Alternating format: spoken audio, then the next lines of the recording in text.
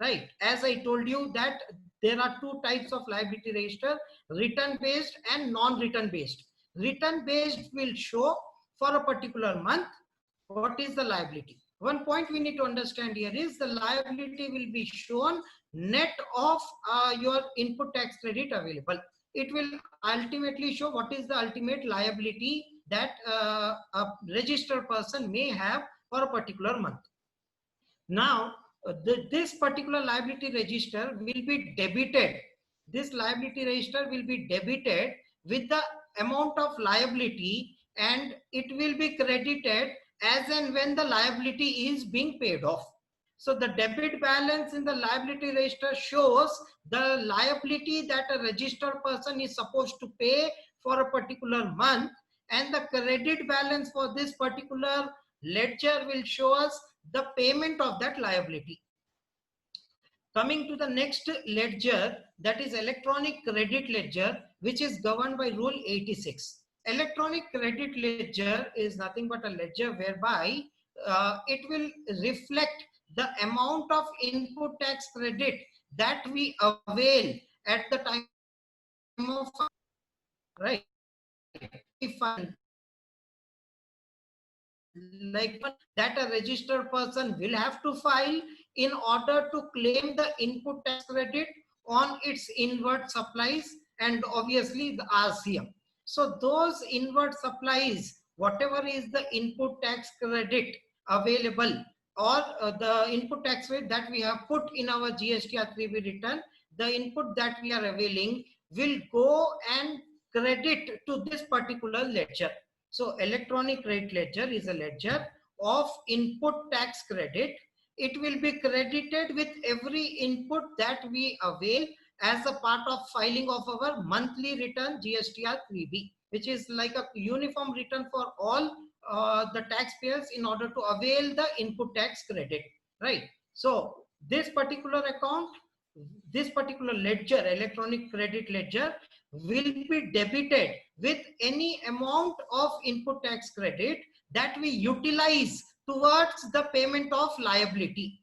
So to put it in short, this ledger will be credited with the input tax credit that you avail in your returns, and this ledger will be debited with the utilization. So here one has to understand the words availment and utilization. So availment is getting the input in our register. Utilization is nothing but a debit of input to our register. Coming to the next, that is electronic cash ledger. Electronic cash ledger is Rule 87. It is maintained in Form GST PMT 05. Now, electronic cash ledger will show the credit with any amount that is being deposited. Now, again, a question arises, how the amount can be deposited? How cash can be deposited? That will be said by our section 49. When we come to section 49, there we will learn how the amount will get deposited. And we will see once the amount get deposited, that amount will get a credit in our electronic cash ledger, and whenever the payment is made using the cash ledger will be debited. So here one has to understand that whenever we make payment of our GST liability, the payment can be made by using electronic cash register or can be paid by using electronic credit ledger. But again, here one has to be very careful as to which amount can be paid using which ledger. Which amount can, not all amounts may be able to be paid using a particular ledger. So that again, we will see in the coming section 49. So as of now, the electronic cash register to be credited with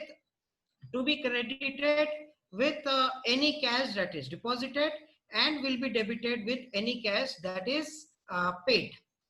And then we have Rule 88, which is nothing but identification number for each transaction. As I told you, any debits or credit that we find in the above ledgers, that is electronic liability ledger, cash ledger or credit ledger, any debit credit will have a separate identification that is given as per rule 88.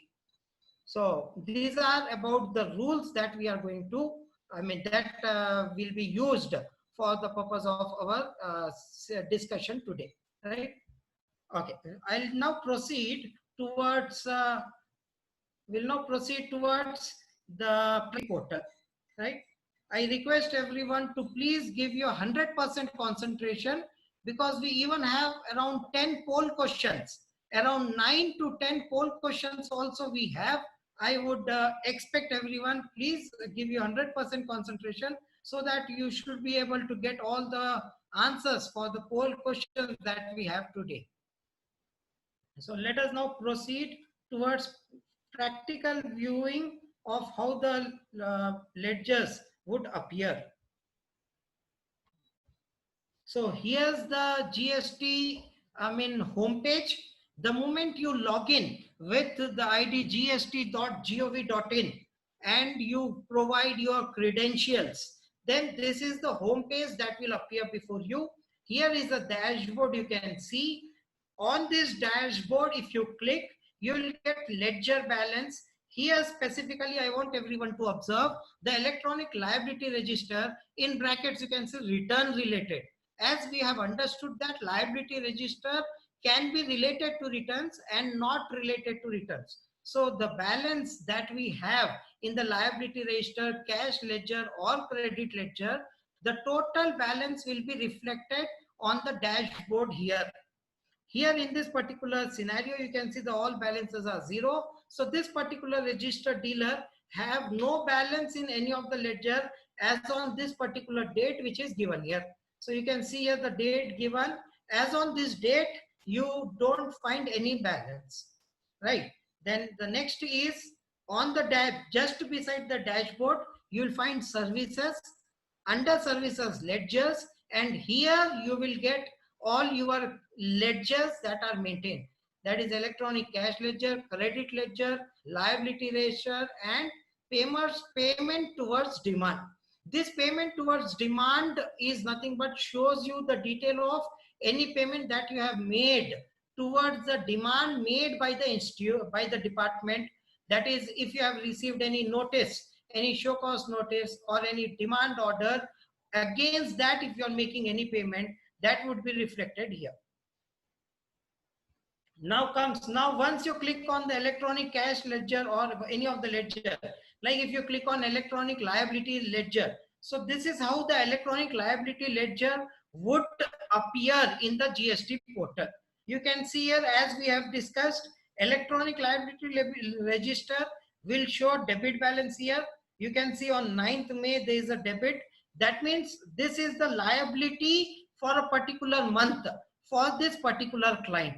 This is the liability. You can see here it will show the breakup as IGST, CGST, SGST, and after this the next column, which is not displayed here, will show the balance. What is the balance liability? Immediately you can see on the 9th itself there is a debit to this particular ledger, right? So debit is on account of reverse charge, which is not there, zero, and then again there is a credit. So debit shows the liability, credit shows the payment made. So here is a reference number, here is identification number that you can see, the ledger that we are using for discharging liability. As I just told you, for the purpose of making the payment of liability, you may use electronic cash ledger or you may even use electronic credit ledger. So here this is a column whereby specifically it will show as to what was used. You can see here the cash ledger used for discharging liability. Here it is showing that a cash ledger is used. So probably now if you see the cash ledger, in cash ledger also you will find the corresponding credit and debit. So immediately you can see here on the same 9th May, you see a credit here. So the same amount, the amount which is shown as a liability in electronic liability ledger with a debit balance there, will be shown as a credit balance here. So debit balance in liability is nothing but credit in cash ledger here, because we have used cash ledger. Not compulsorily that, the liability balance you will find only in cash register. It is only because we used cash register, we are able to see that amount here. If at all we have used electronic credit ledger, then those balances we would have seen in credit ledger. But we observed that the payment was made using cash register. So here comes the electronic credit ledger. You can see no balance is shown here. It is all zero.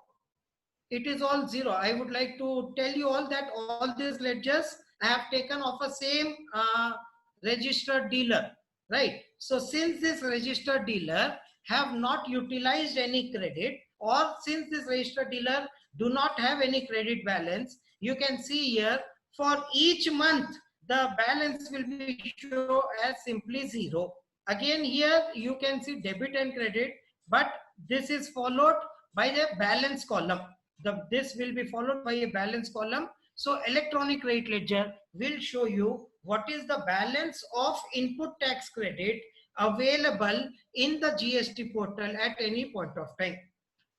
As a good practice, as a regular practice, there has to be a reconciliation between what the credit ledger is showing, the closing balance, and the input that we are showing in our books of accounts. If at all it doesn't reconcile, if at all it doesn't match, then probably there has to be a reconciliation statement. So that was about the credit ledgers that we have in our GST portal. Now coming back, we will now proceed towards our sections. That is, before we proceed for the section, some more, general point, basic points that we need to understand. So when we say we need to make payment of tax, so here in GST, we have different types of payment that can be made. Unlike in income tax, if income tax is there, no one would ask you what is the tax you are paying. It is merely income tax, that's it. But then when it comes to GST, we have different payments of GST. Like you can see here, if at all, we have three types of payment: GST, CGST, SGST, IGST.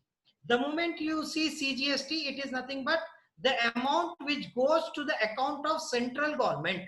CGST, any amount that you pay as a part of CGST goes to the account of central government. SGST will go to the respective state government. IGST will have the component of both CGST and SGST. IGST will have a component of both CGST and SGST, and so the IGST component is equally shared between the state and the central government, right? So IGST, as you all are aware probably now, that IGST would be applicable in case of all your intra-state transaction. Whenever you take any transaction between two states, IGST would be applicable, and interstate, within the state, if you take any transaction, SGST and CGST would be applicable. At the same time, the GST also would be paid in the name of TDS and TCS, as we have seen as a part of our coverage. And also in the coming slides, we will see a further details on this TDS and TCS. Then additionally, wherever applicable, the tax has to be paid in, the payment to be made under GST will include interest amount, penalty, fees, or any other payment that may be required to be paid. Then next, payment procedures. Before we actually go to the section, some simple points, the features with respect to the payment procedure. In GST, we have electronic generated challan. There is no option of manually generated challan or manually prepared. It is an electronic generated challan that we have in GST. Anytime, anywhere you can make the payment. Everything is online. Any payment you need to make, you have an online facility available. All the tax will be recorded in an electronic format, as we have just seen the electronic ledgers that will be made. So any payment you make, that ledgers will have an impact of it. So everything is maintained in electronic format.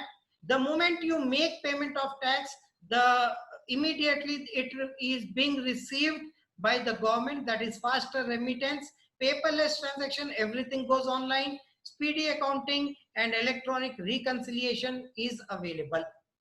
So these were some of the general features with respect to the payment procedures. Now, when we say payment of taxes, immediately a question arises, who has to pay tax? See, what we have seen what is to be paid. We have seen what amount is to be paid. What are the different types of GST that we need to pay? Now the next question arises, who has to pay? Obviously, as a general rule, whoever is supplying goods, whoever is supplying services will have to pay. But in some cases like reverse charge, which you might have dealt with in the previous sessions, the recipient is also liable to pay. In case of TCS, the electronic commerce operator, the e-commerce operator will be liable to pay. In case of TDS, governments and the government agencies are liable to pay taxes. So here we are seeing by whom the taxes is to be paid. So let us now proceed towards our main section, section 49. So section 49, as we have already understood, that this is a section which will guide us as to how the payment of taxes is to be made. So here the very first point you can see, any deposit that we make through this, but I mean any deposit of taxes interest we make, that will have a credit to the electronic cash ledger, right? So what are the modes of payment that are available? So here is the list. We can make payment through internet banking, that is net banking. You can make the payment. You can make the payment through your debit card, credit card, or you can also make payment over the counter, that is OTC, with the limitation that only 10,000 per challan. Then next is through NEFT or RTGS. So these are the modes which are available for payment of taxes, interest, penalty, which will be credited to the electronic cash ledger. Now, how practically it will happen? So this session, since it is specifically on payment of taxes, I would like to go into detail of it as to how actually the payment of taxes will be done, how you need to do this on your online portal. So for that, again, there is a form, there is a challan form GST PMT 06, which is generated on common portal. As we have just understood that the challan would be generated electronically. So it will be generated and available on the portal for making payment of taxes. And these challans will have a validity of 15 days. So now I'll take you to the portal again to show you practically as to how you can proceed to pay the taxes interest through these challans. So on the dashboard again, just beside dashboard, you will see a tab services. In services, if you click, then this will bring you to another tab. That is, you will see a tab by name payments here. So dashboard services, in that payments. In payments, the different options available you can see here. Create challan. So this is from where you will electronically create a challan. Once the challan is created, you also have a facility to save the challan, and here you can see saved challans. All the challans that you have saved can also be viewed here. A challan history will show you the details of each challan that you have paid till date with their respective identification number, with the respective amount, and with the respective status as to whether that amounts are paid, not paid, or whatsoever. It will show along with the status the challan history. Apart from that, we have some other options also available here. In the interest of time, I'll proceed further with respect to how the actual challan would be paid, right? So coming to the payment, once you create here challan, create challan, then you will be directed to this particular page. Here it will ask you what you want to pay. Here it will ask you what you want to pay. It will ask you the tax amount. It will ask you the interest amount, penalty, fees, others. Apart from this, it will also ask us where you need to pay. Do you need to pay under CGST account, IGST account, or do you need to pay cess or in SGST? For SGST, you can see immediately it is coming Telangana here, right?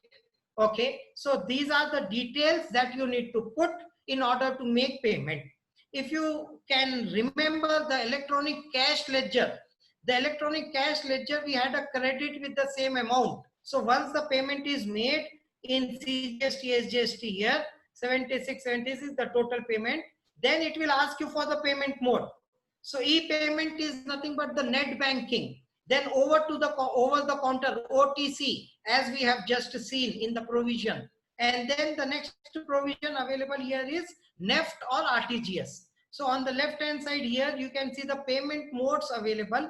Once you click on a particular mode, then you will see generate challan being highlighted. As I told you, a challan may be saved as well. So you can see the save option as well available here. The save option, you may either save the challan or you may either go for directly generating the challan. Once you generate the challan, let us say you have put the figures, we have fixed the payment mode, as e-payment, and now once you generate the challan, this is how the screen will appear before you. Challan generated successfully. Now here specifically I would like to draw your attention towards this 14 digits code, which is CPIN. This is an identification number for your challan. So this is common portal identification number, which will be a 14-digit number. It will give you all the details of challan as to what is the mode of payment, who is going to make the payment, date of deposit, GSTN and name also will be highlighted here. I have intentionally removed this from here, or else GSTIN number as well as name of the taxpayer will be highlighted. But then the email address, mobile, this will be kept confidential. It will not be reflected completely on the challan. Then after that, you can see again the details of deposit would come here, all the deposit details, and then preferred bank, as we have selected e-payment mode. So under e-payment mode, it will ask you a preferred bank. Once you select a particular bank for any of your transaction in a particular month, next month that may be considered as your preferred bank, and you need not go again and again and select your bank from the list of banks. So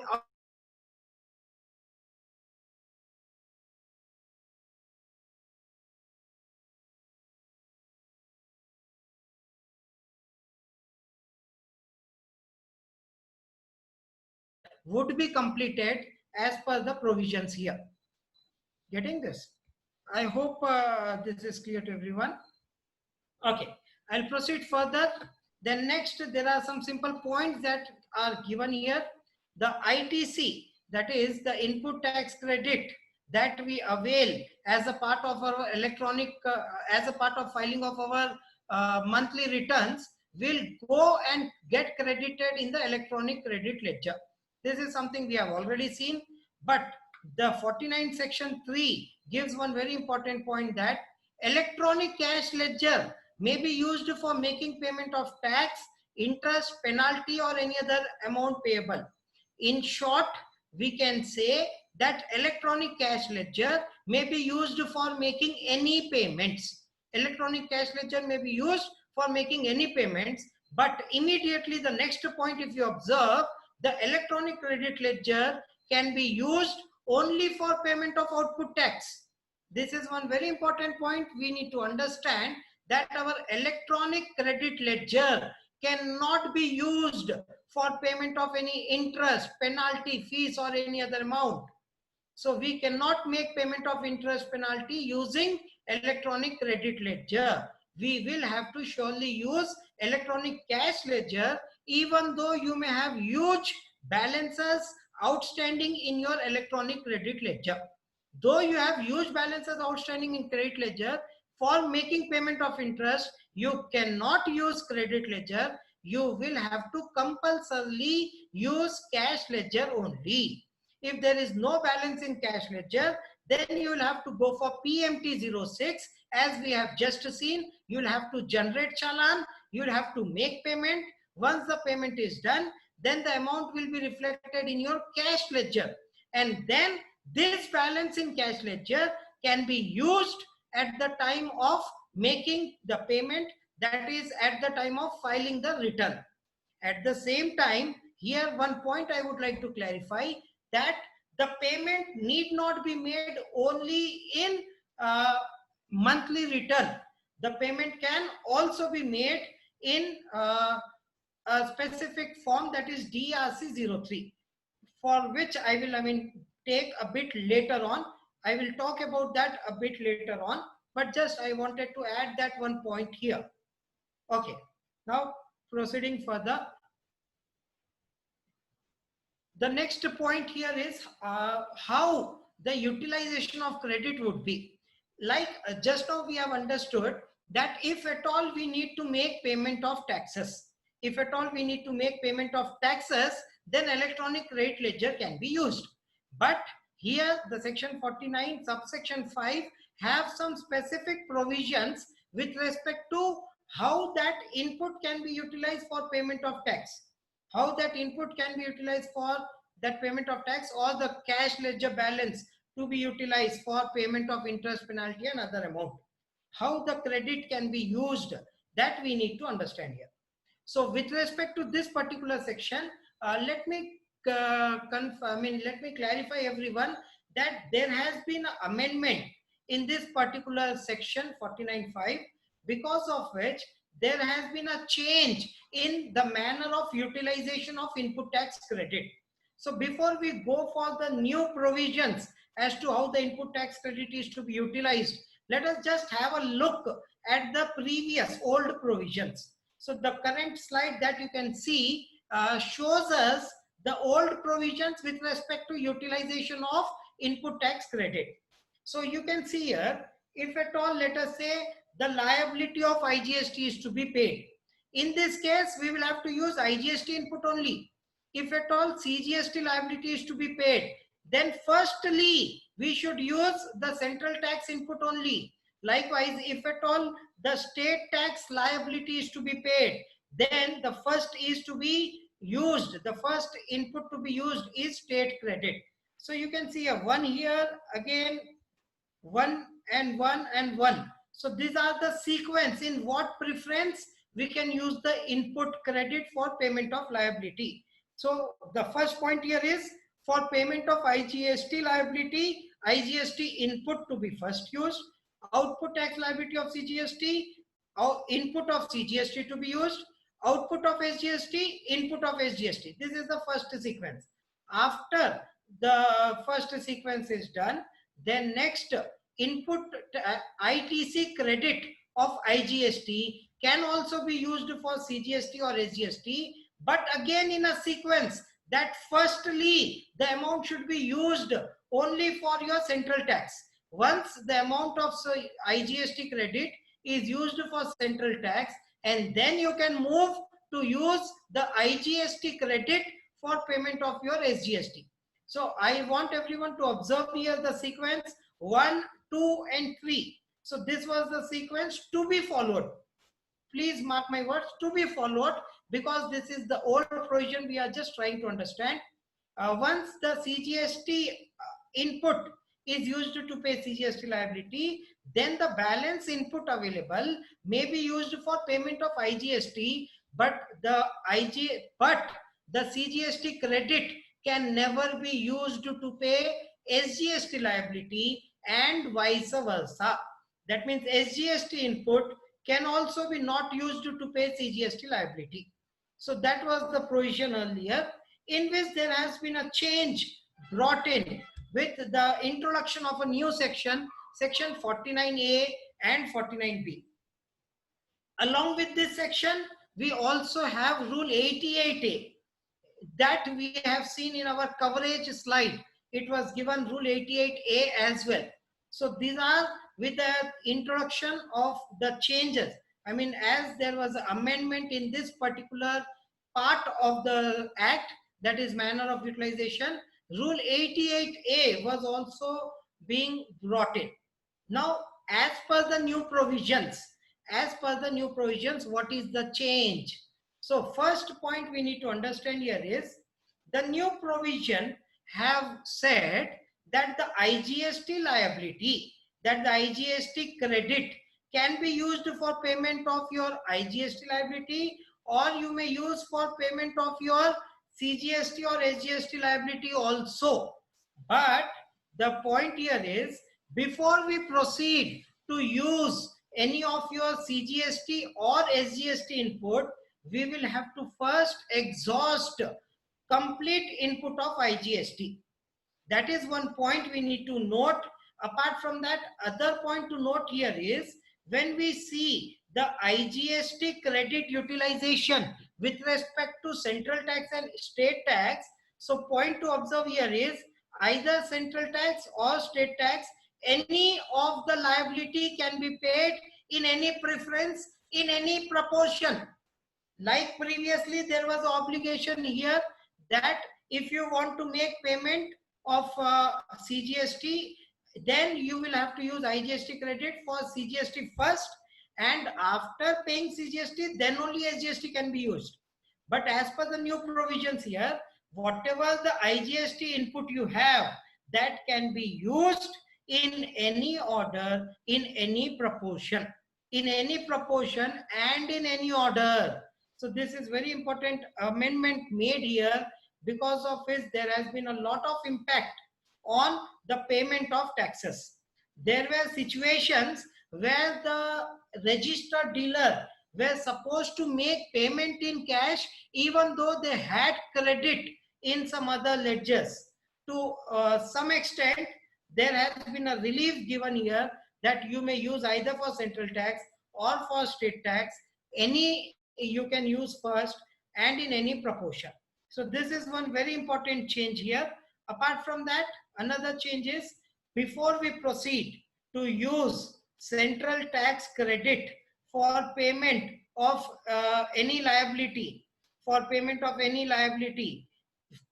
we should ensure that IGST input is completely exhausted. It cannot happen that I have a carry forward of IGST, but the CGST tax and SGST tax are being used for the payment of taxes. So firstly, we will have to compulsorily use integrated ITC for the purpose of any payment of liability. So this we will see along with the example now. I have taken an example here. So let us go through this example and see what impact the new rule has created. Like suppose Mr. X has the following liability and input tax credit for the period. So type of GST payment that Mr. X has to pay is given: IGST, CGST, SGST. What is the liability? We have 500 in each type of GST, 500 we need to pay, and ITC available is given. If I look at overall basis, I need to pay in total 1500, whereas I have a ITC available of 600. So if I look at a broader picture, probably 100 ITC should be further left with me. 100 ITC should be further left with me, right? So that now depends on how we are utilizing the ITC. So see here, there can be two scenarios. Let us see the ITC of IGST can be utilized in two ways given here. That is set off of unutilized IGST completely to a CGST. As we have just seen that the IGST input can be utilized either for CGST or SGST. So here the one scenario is towards CGST. And then the second scenario is set off of unutilized IGST partly towards CGST and partly towards SGST, again in any proportion, maybe equally, maybe 60-40, maybe 30-70, or whatever ratio you want you can take. There is no restriction given in the Act with respect to utilization of IGST credit towards SGST or SGST or CGST, subject to other conditions are satisfied. Like one of the condition given is IGST input to be completely utilized first. Apart from these two scenarios, we can even think of one more scenario: set off of unutilized IGST credit completely towards SGST. Like in the first scenario, it is given CGST. Instead of CGST, it can also be towards SGST. As of now, I have taken two scenarios, but then there can be one more third scenario as well. So let us see this two scenario, how the situation would be. and then we will discuss on as a ideal or in the interest of the registered dealer, which one would be the better. So let us see the scenarios now. Now coming to first scenario, in this first scenario, the complete amount is used towards CGST. So you can see here, we have a credit of 1000, liability of 500. The very first thing, IGST liability to be IGST input should be used for IGST liability. We have 500 liability, so set off liability 500 is used in this first case, right? Now we have a balance of 500 IGST available. This balance 500 IGST will be completely used towards CGST. That means whatever credit available in CGST, that credit will not be used. We are using completely from IGST. Frankly speaking, we cannot use that 300 credit. Why we cannot use? Because the IGST is available, which we are using in CGST. Once we use IGST liability in CGST, it is completely meeting the liability, resulting in the carry forward of 300 rupees of CGST. Now the left of liability is of SGST, against which we will utilize 300 credit and 200 will have to be paid in cash. So if you go with the first scenario, you will have to pay in cash 200 and the credit available will be 300. In spite of credit available with you, still you may have to pay cash. This has been one of the biggest challenge in many companies, where huge amount is getting blocked in this manner for working capital, right? In our example, it is just a 200 cash example we have taken, but in many cases, this is as good as in lakhs and more than that as well. So there a proper utilization becomes very important. So let us see scenario 2 now.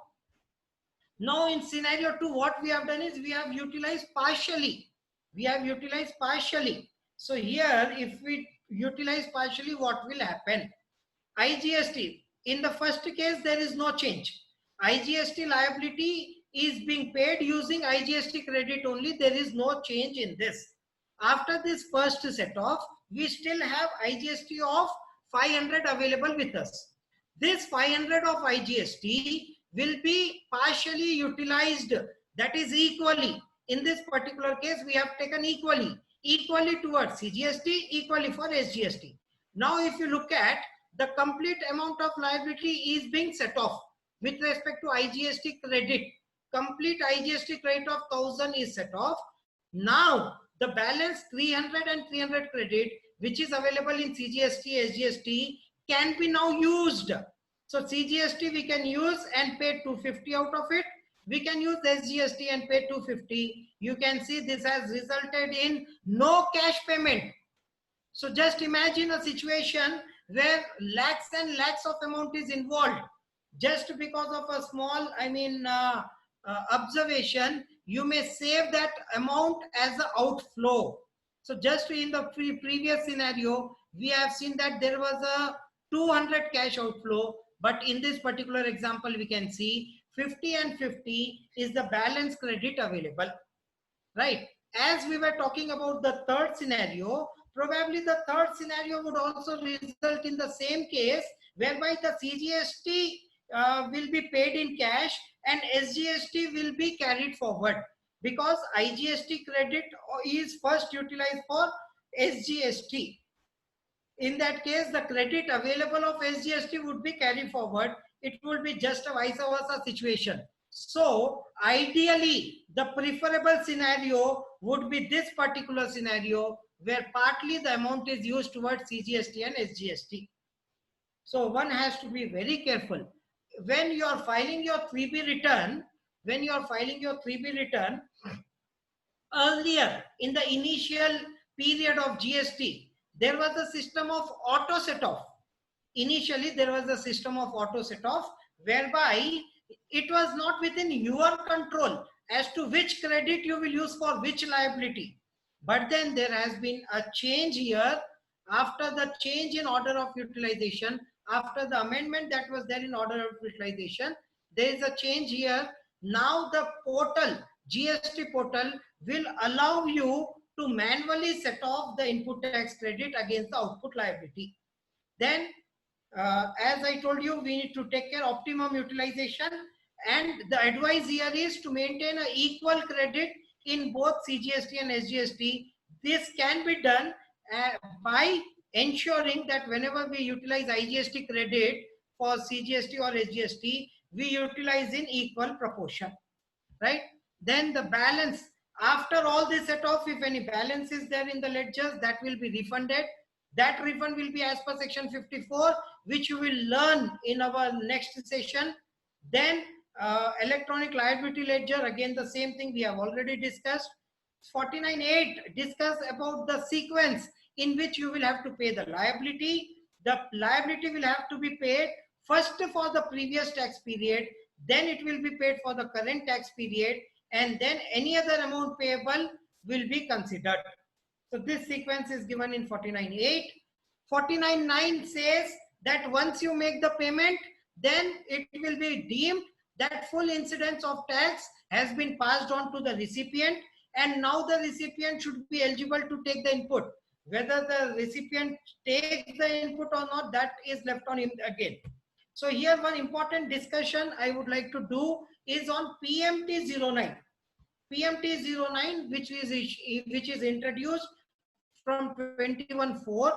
This is again a very welcome move for the registered dealer, that if you have any balance available in any of the heads in cash ledger, electronic cash ledger, then there is a facility available to transfer that amount to any other head from your electronic cash ledger. So we have exhausted 1 hour. Yes. Yes, sir. Thank you.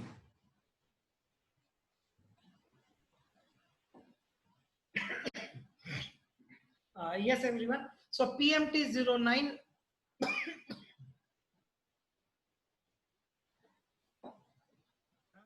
आराम से एकदम बहुत अच्छा चल रहा है आराम से ठीक है sir. Now when it comes to PMT09, this is one area which is very helpful for the registered dealer. If let us say we have any amounts which are blocked in interest or taxes, let us say IGST, we have huge balance available in our electronic cash ledger, but the requirement of tax is in CGST and SGST. In that case, until 21st April 2020, there was no option of transferring any amount. But however, after 21st April, there has been option given to transfer the amounts from one electronic, from one head under electronic cash ledger to other. So that again I'll show you in the portal quickly. Here when you see services ledgers, you will see electronic cash ledger. Just below that you will see PMT09. Here once you click, this is how the screen will appear. The screen will show you transfer amount from major head, minor head, amount available. It will show how much is the amount that you can transfer and where you would like to transfer. So this is one of the very, beneficial change that has been brought in. Then another important point is date of deposit. Here many of the taxpayers have faced a lot of difficulty. Once we make the payment through PMT Challan 06, then the amount goes and sit in our electronic cash ledger. Many of the registered dealers have mistakenly understood this to be the payment, which is not so. Once you make the payment through Challan, the amount will be still be in your cash ledger only, and that cannot be considered as a payment to the government. For that reason, here the date of deposit credit to the government account will be considered, only when the amount get credited in the account of government, then only it will be considered as a date of deposit. If you simply deposit today and the amount is in your cash ledger, then that cannot be considered as a date of deposit. We have seen in our clients' cases that they have deposited and mistakenly they have considered as if it is a payment made to the government. But that will be as good as your Paytm balance only. So let us quickly proceed further. We'll now come to the next section, that is interest. Interest on delayed payment of tax. Here I would like to, have a detailed discussion of it. Now, in general, when do we expect interest to be paid? It is quite simple that let us say if we were supposed to pay amount of some, let us say 1 lakh amount to the government on a particular day, but on that day we have not made the payment, then obviously interest will have to be paid. Like for example, if I take a case of regular dealer, I need to make payment of my taxes, let us say for a particular month of January, then taxes are to be paid by 20th of February. Now, if I don't make payment of taxes by 20th February and I make payment by 25th February, then obviously I will have to make payment of interest, right? So, but the provision is not as simple as it is appearing to be. Right? It is not as simple as it is appearing that if there is a late payment, we'll pay interest. If there is no late payment, we'll not pay. Right? But then there are some points that are to be taken care of. Like here, if you all observe, every person who is liable to pay tax. So every person, anyone who is liable to pay tax, then fails to pay the tax or part thereof. That means either the total amount which was supposed to be paid is unpaid, or let us say if 1 lakh is supposed to be paid, but then only 80,000 is paid. That is part of the amount is paid. So either the situation is either the person did not pay complete 1 lakh, or the person did not pay, let us say part of the amount, 80,000 was paid and the balance was not paid. In these cases, that is failed to pay or part fails to pay the tax or any part thereof, then pay on his own.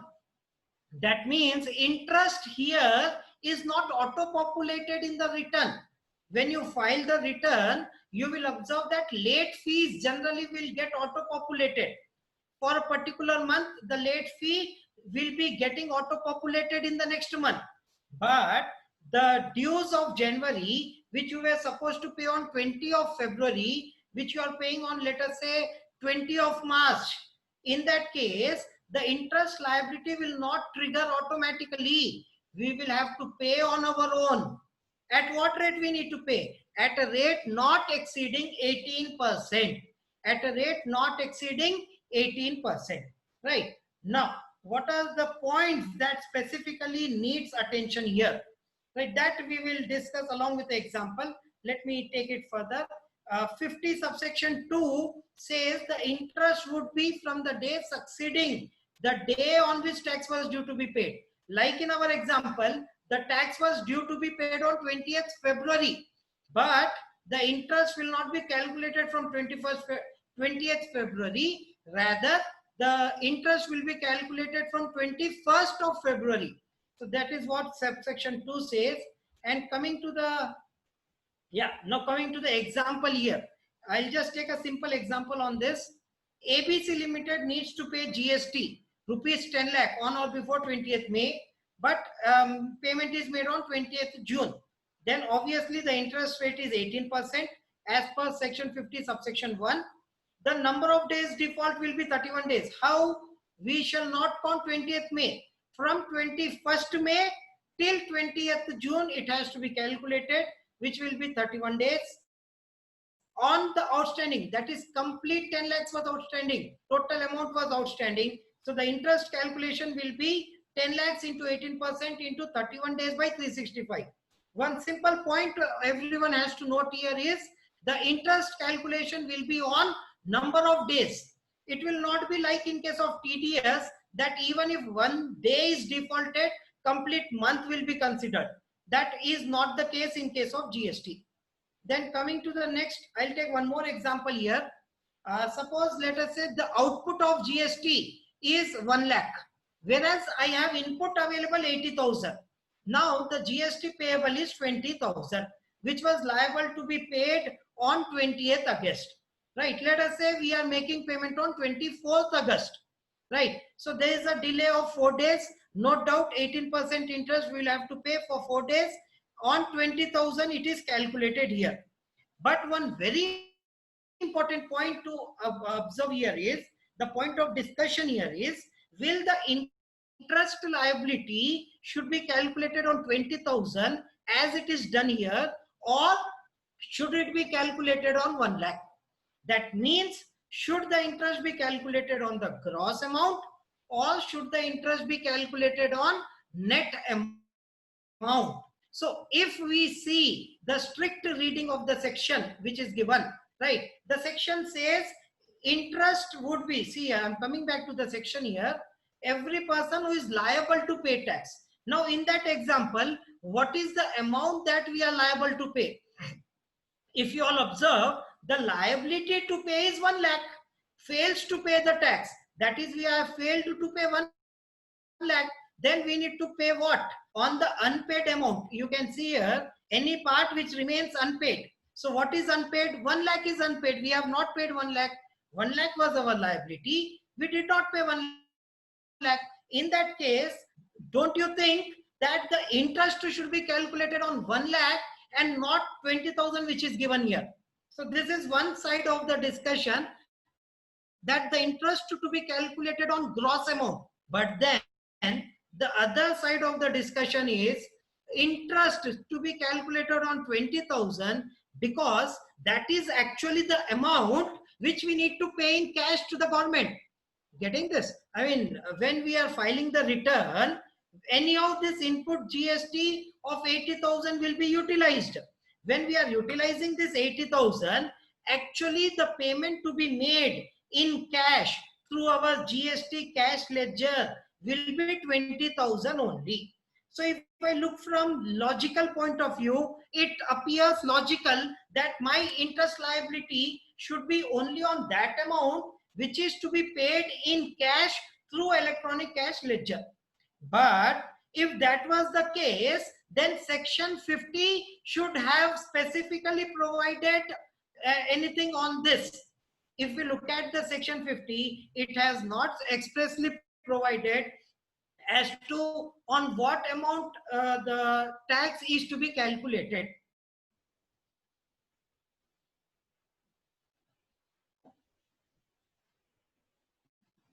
Yes. If we look at section 50, it has not expressly given.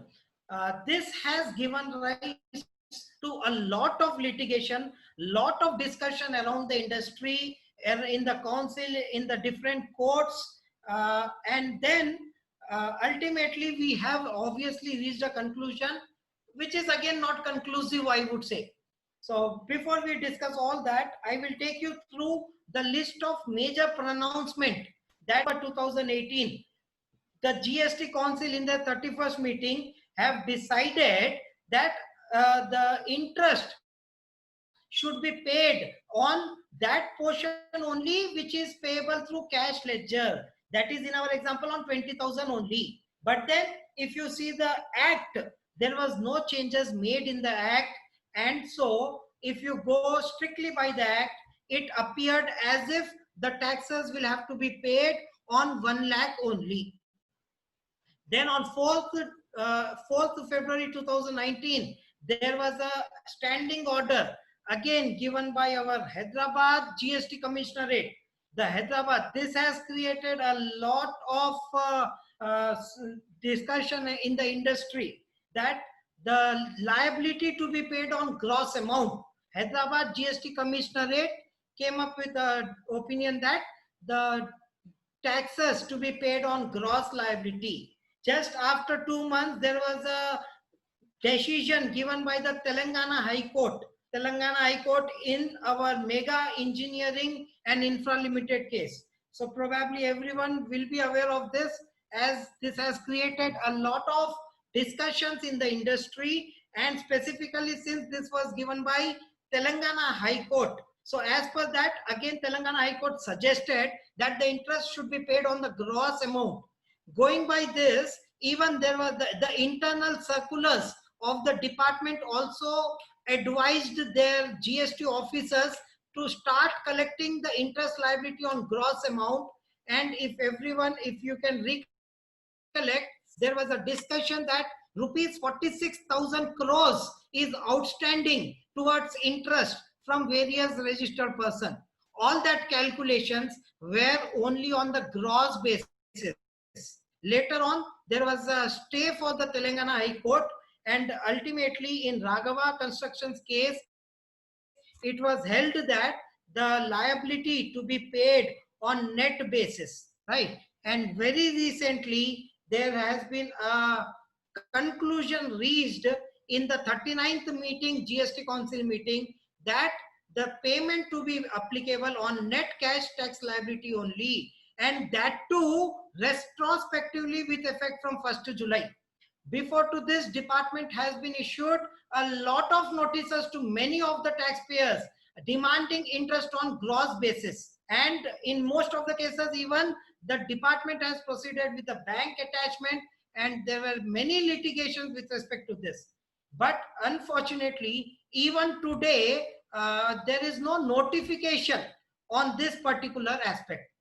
The recent amendment, the recent discussion that was happened on, that was very recent in the month of March 2020, when GST 39th GST Council meeting was held, in which it was decided that it should be applicable on net cash liability, and it has to be retrospectively from 1st July 2017. Fine. So as on today, that is the conclusion we can take. And obviously the notices also have been stopped from there onwards. But then there has not been any change in the act as on date. We are still awaiting the notification to come on this. Coming to the next section, 50 subsection 3. Here 50 subsection 1 have suggested that if you were supposed to pay GST and if you have not paid GST, then whenever you are making payment of GST, you simply make payment of interest at the rate of 18%. That is quite simple. Now here, if you see 50 subsection 3, this 50 subsection 3 says, if you have claimed excess of input tax credit, undue or excess claim of input tax credit, that is nothing but by the recipient. When we talk about input tax credit, we are talking about the recipient. If the recipient have taken undue or excess, here we should very clearly understand undue. Undue means what?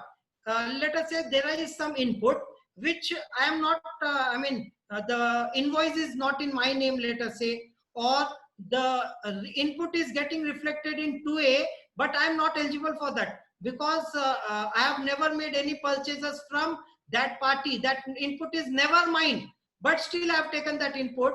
Such inputs probably we can call undue input tax credit input that we have taken, or excess input that we have taken as per section 42(10), or undue or excess reduction of output liability. This has to be looked from the supplier point of view. So from recipient point of view, if the recipient have taken undue or excess input, from supplier point of view, if the supplier have taken excess reduction, undue or excess reduction in output tax liability.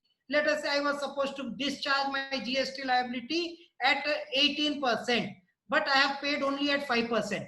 So that I would call as an excess reduction of my output liability. In all such cases, the interest rate applicable will be 24%. Or in all such cases, the interest rate applicable will be 24%.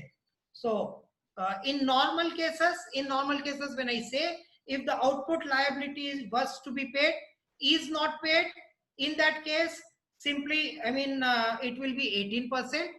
And in cases where it was wrong done by the registered person, we can say if there is something wrong done by the registered person, in that case, probably this particular section will be applicable and 24% will be charged. Now, if you look at section 42 and 43, they have been very recently, given effect of it, though the section 42 and 43 are there right from the beginning, 1st July 2017, but they are not in implementation right from the beginning. So anyways, we'll not go into detail of it. To just consolidate our discussion on this, I would say, if there was some GST liability to be paid, and if you have not paid, if there was some liability to be paid and you have not paid, in that case, you will have to pay interest at the rate 18%. At the same time, if there is some excess input taken, undue or excess input taken, or something wrong, something completely has gone wrong, you have wrongfully taken the input, wrongfully reduced the liability, in those cases, interest liability would be 24%. I'll take some examples on this. Like, let us say there was some input for which I am not eligible for, right? Probably there are some restrictions. Let us say I cannot take an input. Let us say I purchased, let us say, some input tax credit for which I am not eligible, but I have taken that input. In that case, it is section 50 subsection 1 which will be attracted and not 53. We have taken ineligible credit. It is not undue or excess credit we have taken. So like if I take example of 17.5, in 17.5 the inputs are restricted. If I purchase a car, in a normal case, if I purchase a car, I am not eligible for input. If I have taken the input of it, probably section 50 subsection 1 should be attracted, not 50 subsection 3, because that is not as per the case. I mean, that may not be covered in the case section 42-43. If anything that is there in 42-10, 43-10, that only will be covered, right? So in the interest of time, I'll quickly move on from here. We need to further cover TDS, TCS. Sir, poll questions. Pankaj sir.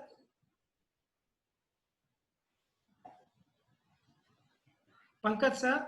Sir, poll questions can be delayed. Hello. Pankaj sir. Hello. Sati sir. Then I will remind the Pankaj. Take minute. Tell me. Sir, poll questions, shall I take now or shall we proceed? Your wish. Whenever you want, I'm ready. You can start with some. Okay, fine, sir. So first three poll questions we can take now. Yeah.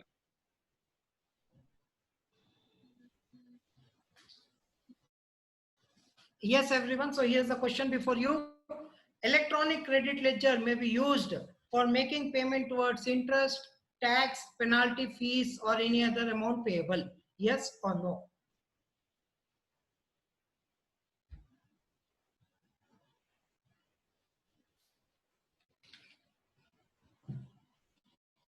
Yes, I think we can close.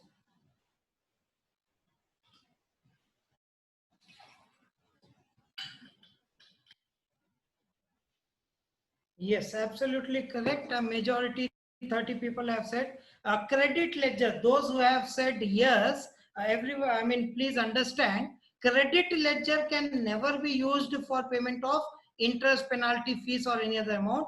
Credit ledger can be used only for payment of taxes. So we can go for next question, sir.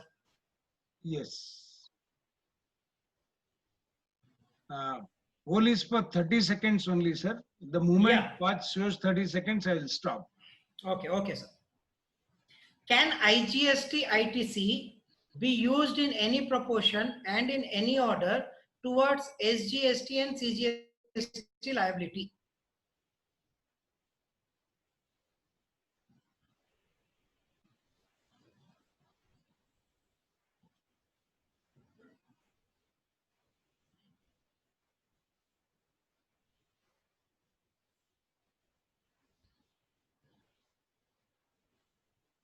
So the majority of them have given the correct answer. Those who have said no, please understand that after the amendment that was made in section 49, after that amendment, it was said that IGST ITC can be used in any proportion among CGST or SGST. Yes, sir. I'll take the next poll. Yeah. Yes, sir. The majority of the Okay. On 20th January, Mr. A has availed ITC rupees 50,000 on purchase of car. Later he realizes that it is attracting 75. Input is taken and later the person realized that it is 17.5 item and he is willing to reverse. Will it attract interest liability is first question. If it is attracting, at what rate?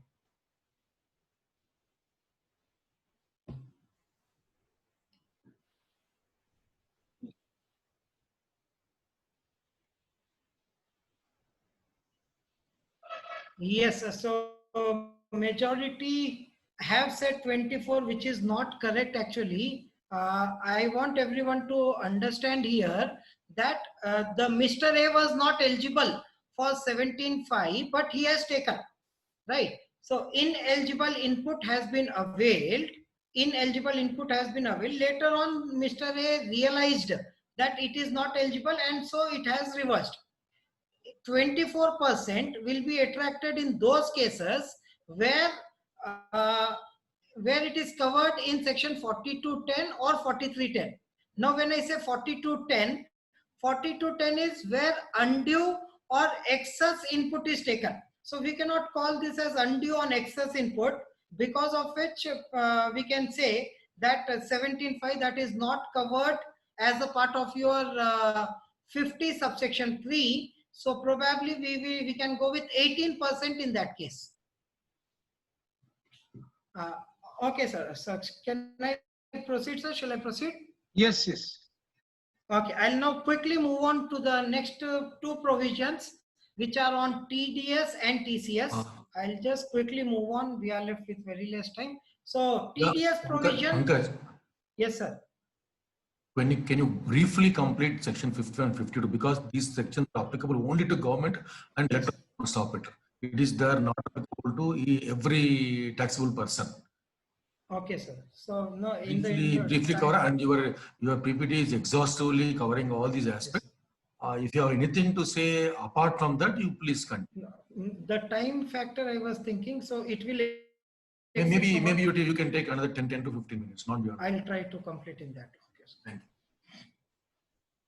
you. Okay, now coming to the provisions of section 51, that is TDS.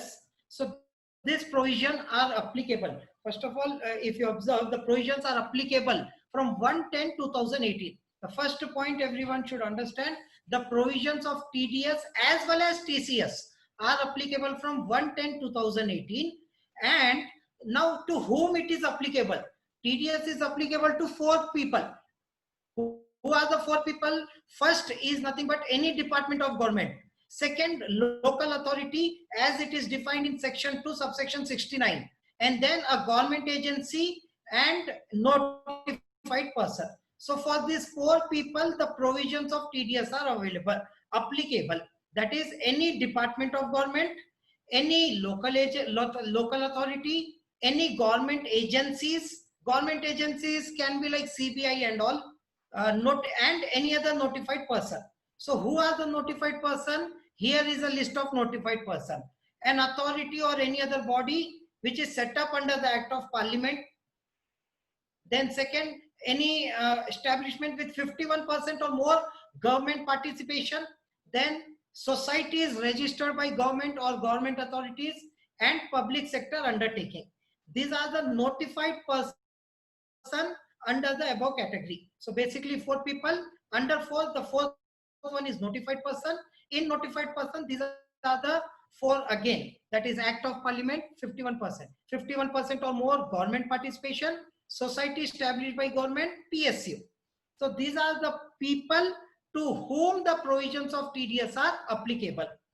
Now coming to the next, the provisions are applicable when these people are making any tax. The provisions are applicable when any supplier are supplying taxable goods under a contract whereby the value exceeds 2,50,000, and these are the to the people as notified in the previous slide. So any person supplying taxable goods or services to these people beyond 2,50,000, then these four agencies, then these four people will deduct TDS at the time of making payment to the supplier. And this TDS which they are deducting will be required to be submitted to the government account within the prescribed time that we will discuss. And the deductor, the government agencies, will have to file a return, and after filing the return, it is the supplier who will have to take the input of that particular deduction in their cash ledger. So the first point here to observe is supply of taxable goods, then exceeding 2,50,000. Here, one point we need to understand is where the contract value is exceeding. Individual supply may be less than 2,50,000. Individual supplies may be less than 2,50,000. But if the total value of the contract is exceeding 2,50,000, then these four people will have to deduct TDS when making the payment. Getting this? So the rate of TDS here is 2%. That is 1% CGST and 1% SGST. And as we have already seen, the provisions are applicable for taxable goods and not for the exempted goods. Then coming to the cases when there is no need for deducting any TDS by these people which we have seen, by the four people that we have seen in the section. So they need not deduct TDS. When they need not deduct TDS, if one PSU is supplying to another, there is no need for TDS. If all the four people specified in section 51, 1 ABCD, if they are supplying to each other, then there is no need of TDS to be deducted. If any activity which is covered in schedule 3, which is nothing but non-GST, we can say no supply, no supply of service or no supply of good. In that case, there is no requirement of any TDS. And obviously, if the goods are the goods where GST is not leviable, on those cases also there is no need of any TDS. Further, see, in addition to this, obviously, if the value is less than 2,50,000, then there is no need of TDS. If the value is for exempted goods, again there is no need of any TDS. Apart from this, any transaction before 110, no need of any TDS, because the provisions are applicable only from 110. Then next is, if this one point we need to take care, where any amount is paid in advance, we receive the advance prior, but the tax invoice is issued on or after 110. In that case also, to the extent of advance payment, there is no need of TDS to be paid. Then if these government agencies, if these four people are receiving any supply from unregistered person, in that case also there is no need to deduct any TDS. If the payment is related to cess component, in that case there is no need to deduct TDS. Then where the location of supplier who is making the supply of goods or service to these four people, and the place of supply provisions which you might have learned as per the previous in the previous sessions. Now, where location of supplier and place of supply, I have highlighted the word and. If these two locations is same and the state in which recipient is registered, recipient is the deductor is registered, is different, in that cases also there is no need of TDS. I would repeat this point once again. In those cases where the location of supplier and place of supply is in same state and the deductor is in some other state, in this cases also TDS is not required. I have just given an example for this. You can quickly look at this. Location of supplier is in Delhi, place of supply is also in Delhi, location of the deductor is also Delhi. That means the location of the deductor is not different. If it is not different, TDS is required to be deducted. And since it is in Delhi only, 1% and 1% is the TDS which will be required. Then coming to the next, Delhi is the location of supplier, Telangana state is place of supply, location is in Telangana. Now, the location of deductor is same as place of supply, again TDS is required. If you see the last case, location of supplier and place of supply, both are same and deductor is different. In this case only, there is no need of deducting any TDS by the recipient, by the deductor. So the takeaway point from here is location, place of supply should be same, should be the same state, and recipient should be in some other state. In those cases, the recipient need not deduct any TDS. Here we have some other example as well for TDS. Let us say Mr. X is supplying goods worth 10,000 to municipality. Municipality is nothing but covered in our fourth person. That is, you can say 269 local authority, it will be covered, where the contract of supply is for 15 lakhs. So that is, it is exceeding 2,50,000. The rate of GST 18%. So how the payment will be made by the municipality to supplier X? The payment will be nothing but 10,000 supply value has to be paid. CGST, SGST 900 will have to be paid. But central and state tax will be deducted at 1%. That is 100 rupees will be deducted as TDS, and ultimately 11,600 will be paid. That is 10,000 we will pay, 900 we will pay, minus 100. This minus 100 and 100, supplier X can find this in his GST portal, and from there the TDS input can be claimed by the supplier X, and from here this 100 and 100 will directly go to the cash ledger of supplier X. So let us proceed further. Here are some more points to be taken care. Whatever is the amount deducted should be paid by 10th of succeeding month, or interest liability would be attracted.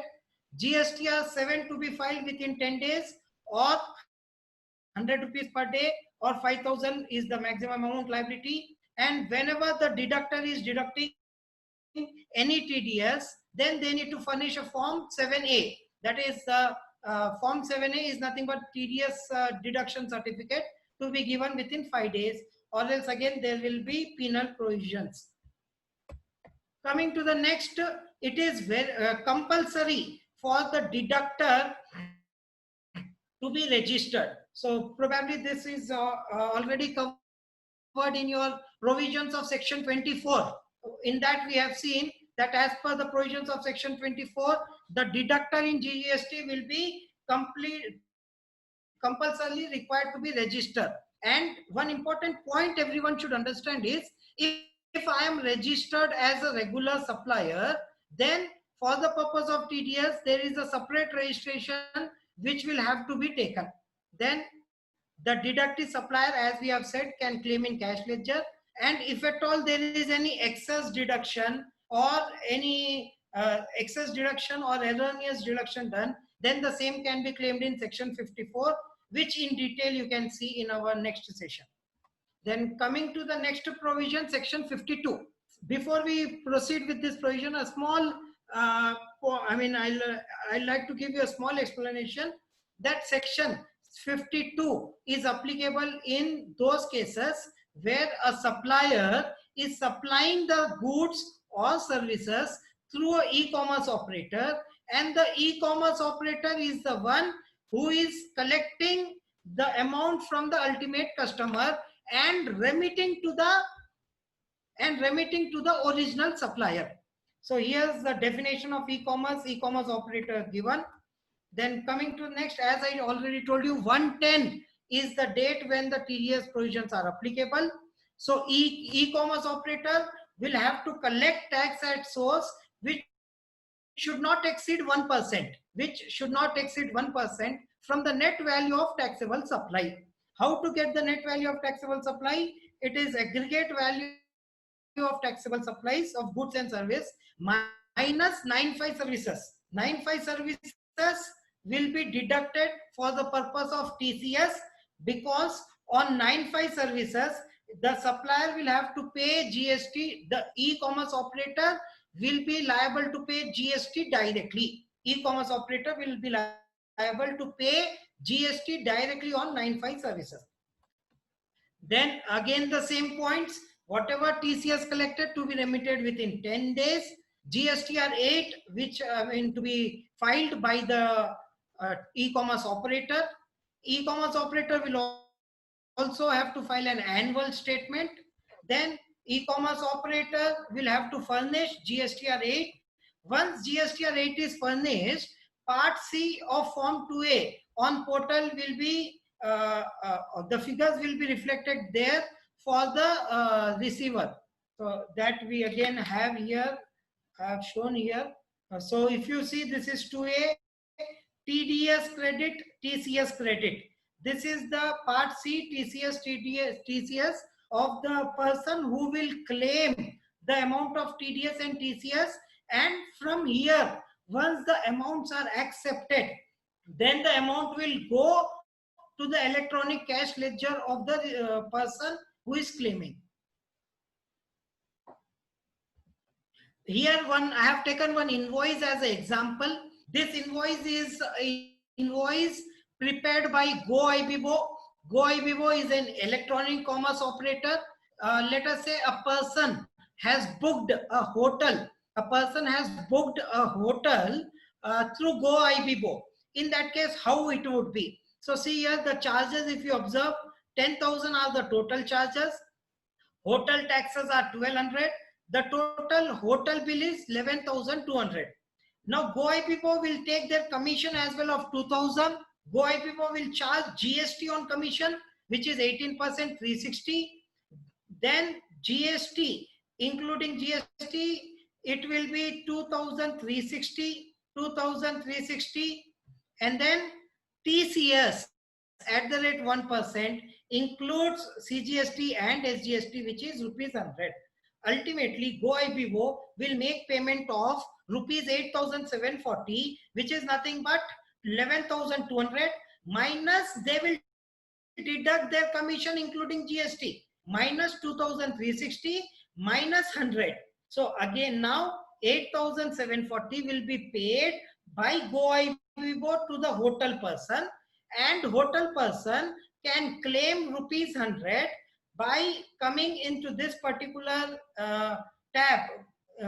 2,300 rupees can be claimed by the hotel by logging into the portal part C of GSTR 2A.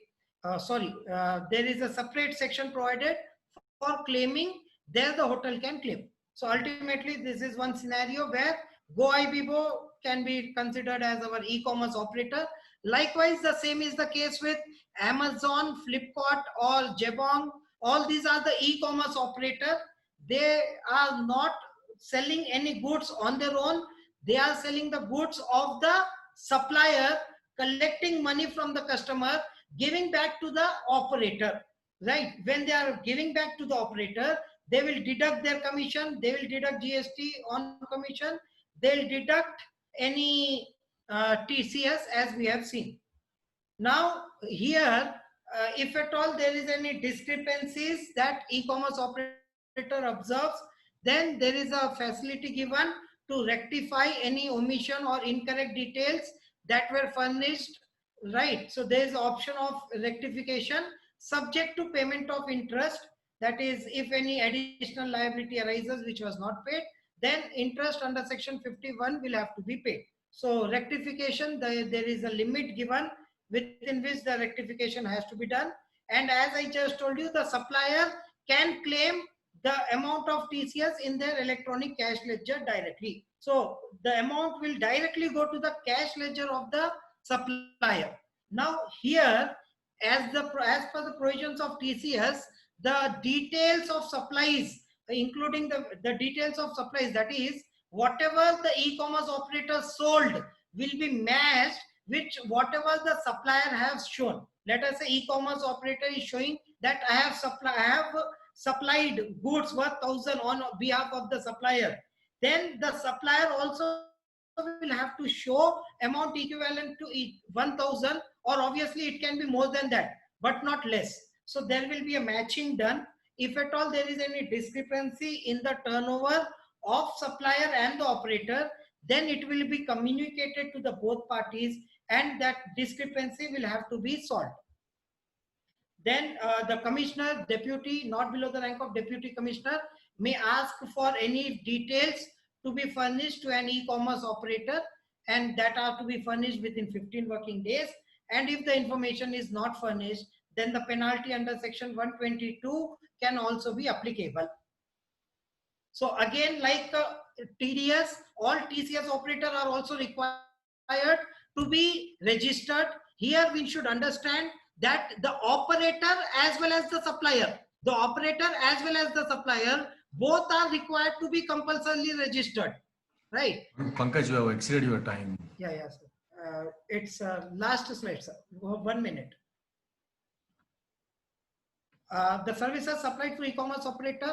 So there are two separate provisions given here by the act by which e-commerce operator is supposed to pay. That is services notified, and if it is not notified, then TCS provision will attract. The next is section 53 and 53A, which are from section 49.5, manner of utilization. So this part we have already covered there. So that's it. Thank you so much. Sorry for exceeding the time. Over to you, Satish sir. Thank you, Pankaj. This is exciting because we have to perform certain other formalities also, and everything we have to close before 5 p.m. So that is the reason I was asking you. Can you please stop sharing the screen? Sure, sir, sure. Yeah, thank you, Pankaj, and it was a excellent and lucid presentation. And even people from 2 or 3 parts of the city have said that we have today got solution for the 2 or 3 issues which were unable to get the answers for the past 3 years. So for that, they are appreciating you. One of our past chairman also appreciating you, and it was a nice job you did.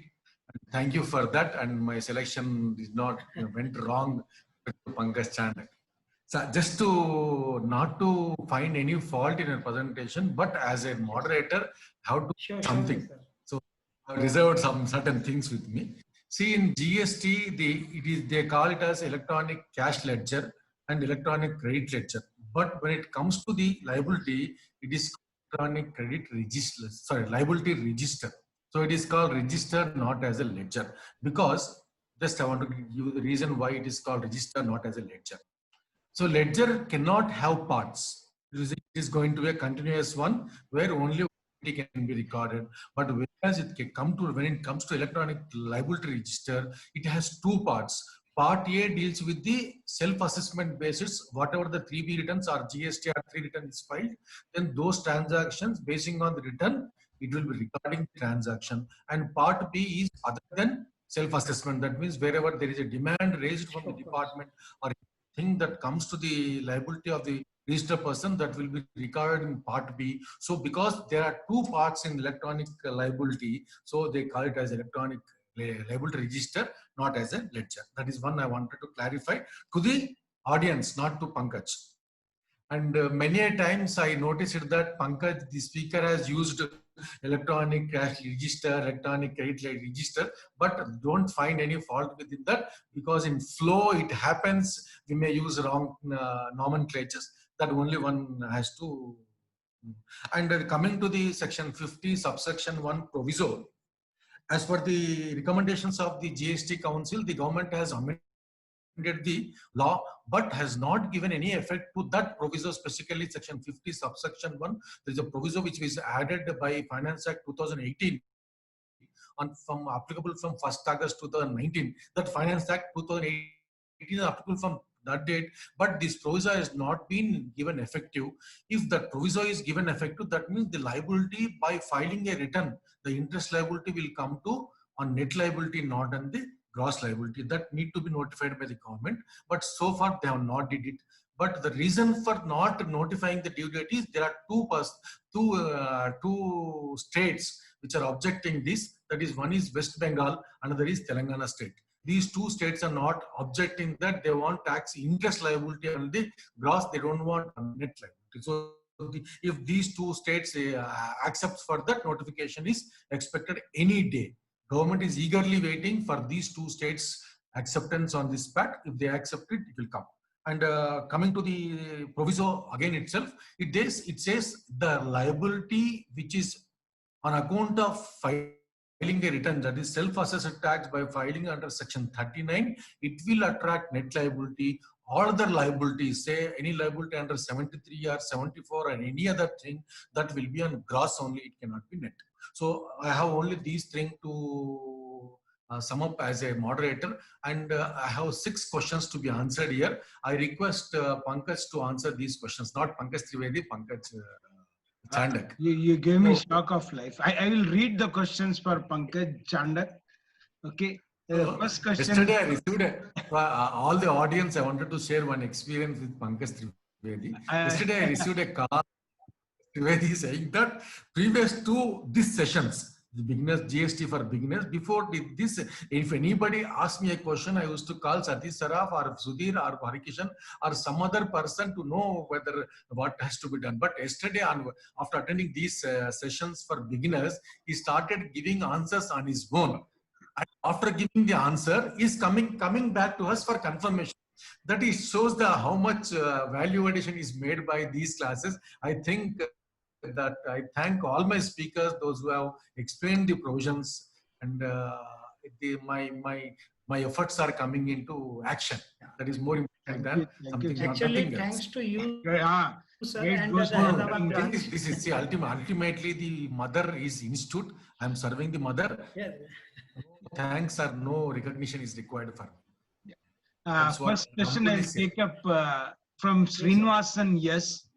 Pankaj, if you want, you can also just click on the Q&A and you can see the question. Yes. The question is how the balance in electronic cash ledger will stand paid to government. What action is to be executed? So at the time of filing the return, when the return is filed, automatically that will take a debit to the electronic cash ledger. But other than return, as I was telling in my presentation, that payment can also be done through DRC 03. So there is a separate form for that, DRC 03. We will have to put all our details of the taxes that we are paying in DRC 03, and that is to be filed, for which there will be a separate, OTP also generated, or the DSC can be used. So by filing DRC 03, the balance can be debited to cash ledger other than return. Thank you. The next question is from Chandrasekhar Vemula. What would be the legal position in a case where council has taken a decision but the act is not amended? Like in case of interest on gross net, can the SSC rely on GST council press meet for their decision making? It is advisable that we don't rely on the council meet decisions, but then we should go by the act. Generally, any recommendations of the council, once it is given assent, then it will become an act. Once it becomes an act, then it is applicable. So we cannot rely on the council, but we can surely take that as a part of our discussion. Can I supplement, you? Yes, sir. Yeah. GST Council is a statutory body established under the Constitution of India. But if you look at the wordings in the Act, as per the recommendations of the Council, the government will implement, notify, issue guidelines or whatever is going to happen.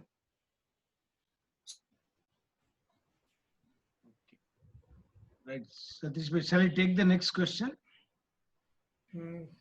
Yes, sir. Yeah, I think Satish, that's why actually he just stopped me from moving it. Till Satish Bhai comes back, what would constitute undue excess input credit? Can you give some example?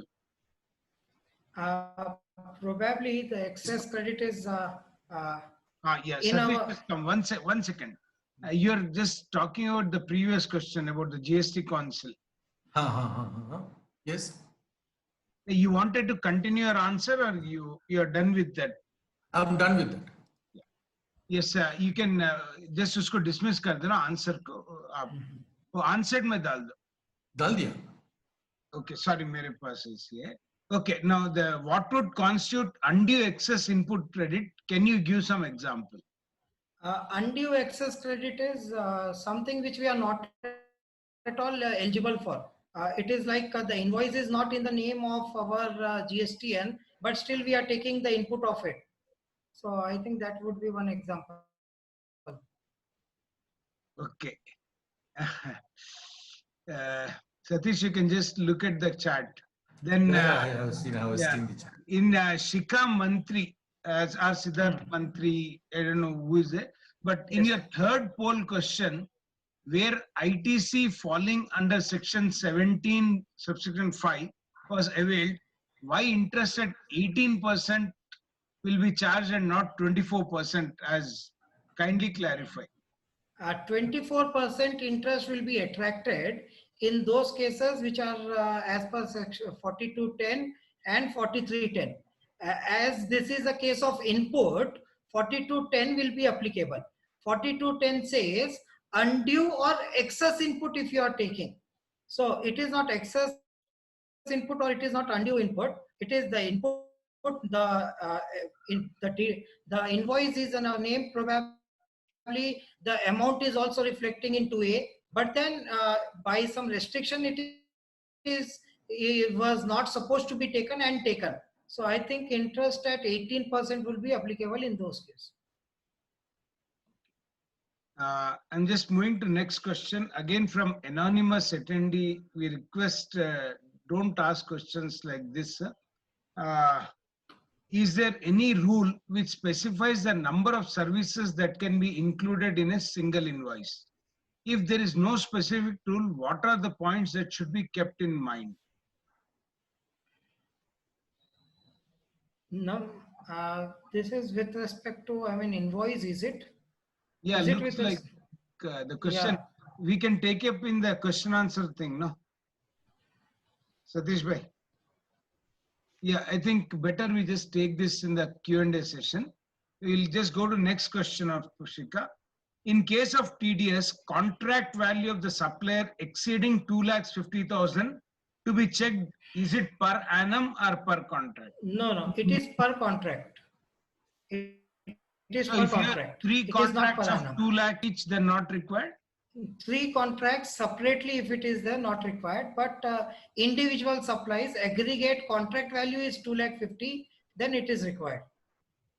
It is not per annum.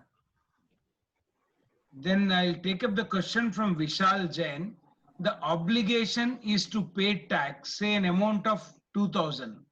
Why the SSC is required to pay as IGST, CGST, SGST? Why not the amount paid is divided by the government itself after collecting the 2,000 from me? आप unmute कर लेना वो. Pankaj, will you answer? Let me answer. You please answer. Yeah. While designing the GST in India, the state governments were not ready to lose their sovereignty powers, and even the center was also not ready to lose their sovereign powers. So in fight with state and centrals, the Pitman committee brought this concept of GST, CGST, SGST.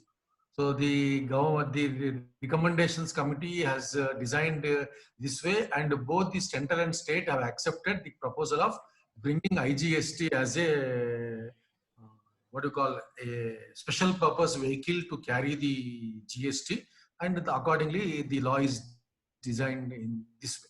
I think we have answered this question. Yeah. Okay. I think there's one question which we'll answer in the Q&A. Okay, because number of services and all, I think that way we are complete. One is refund question, which we can take it up tomorrow by Vishal. So rest of things are over.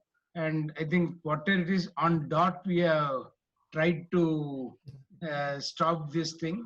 Okay. And 1 second. Sorry. You're able to see my screen, Satish bhai? No. It is blank. Just a minute. Sorry. 1 second, I don't know why. Yeah. Now I think you can see the screen. Okay, Yeah. my first choice goes to Pankaj Chandak. Thank you very much. Very lucid, good presentation, keeping the interest in mind. I was only worried that you were even not drinking water while talking, but don't do that. In days to come, you will have to speak more and more, Pankaj. Yes, sir. So, in fact, thank you very much for your presentation. Yeah, We thank all you, sir. enjoyed it. We are getting very good reviews from participants, and I hope you do more for Hyderabad branch down Sure, the sure. line.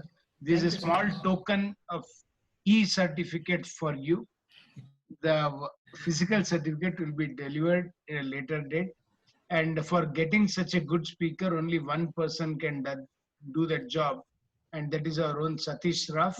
So Satish bhai, I think this is for you for being a moderator. ऐसे बहुत है आपके पास, लेकिन और एक हमारे पास से प्यार से, ठीक है? Thank you very much. Thank you. Bhai. Before Naresh bhai actually says out of thanks, can you just inform about tomorrow? Tomorrow's session. Yeah, thank you, Pankaj bhai. Tomorrow's session is on refunds. That is 18th day of training program on basics of GST for beginners. Tomorrow's session is on refunds, and we will be covering section 54 to 58 and rule 89 to 97. And for tomorrow's speaker is Raghavendra Kuncharapu, and moderator will be Radhika Verma. And I think 19th and 28th days are going to be more important and specific. 19th we are going to have the annual returns and audit. So Sriram will be taking us for GSTR 9 and 9C. And the last day, that is on 16th July, it is going. Yeah, it is going to be question answer. I think because it's raining, there is some connectivity problem. Yeah. So, Naresh bhai, request you to propose out of thanks. Maybe 1 second, he should come back. Okay. Yeah, he's come back. Satish, last bit on the middle. To where did I lost my signal? 16th day, last day, 20th. Yeah, last day is going to be a panel discussion and valedictory where myself, Harikishan, Sudhir and Apurva Jayasimha will be the panelists. And if any other faculty is found in the audience list, that they can be promoted as a panelist also, that is also possible as per the choice of the band chairman. And I request all the participants, please send the questions by tomorrow night. Because day after tomorrow on 16th, we have to segregate these questions into topics and we have to allocate to the speakers. So it takes a lot of time for us to compile and segregate. So I request whatever the questions will be received by 15th July night will be considered, and anything is left out, it will be considered only after time is left during the sessions. So please see that your questions will reach us by WhatsApp or by email or whatever the mode you can send it to us, that will reach us by 15th July will be considered. So I think I thank the chairman and I hand over the proceedings to chairman. Naresh bhai. Yeah. So actually, Mr. Pankaj Chandak, I think you have made an excellent presentation with your rich experience of teaching more than 6,000 students on the topic, and as a faculty, you have got a good grip on the subject and you have made a wonderful presentation. So congratulations to you for being actively participating and sharing your rich knowledge to the basics like us, for people like us, learning basics from youngsters. So all the best. Thank you very much for sparing your time. Thank you. Thank you, Chairman. Thank you, Satish bhai. Thank you. And thank you all the participants who are there with us. Yeah, and thank you, Naresh, though you paid for the course and you wanted to be the student, I just brought you as a panelist here because this is also your duty for it. So, Satish bhai, can I say the word signing off today? Thank you. Signing off, sir. Thank you. Signing off, Satish Saraf.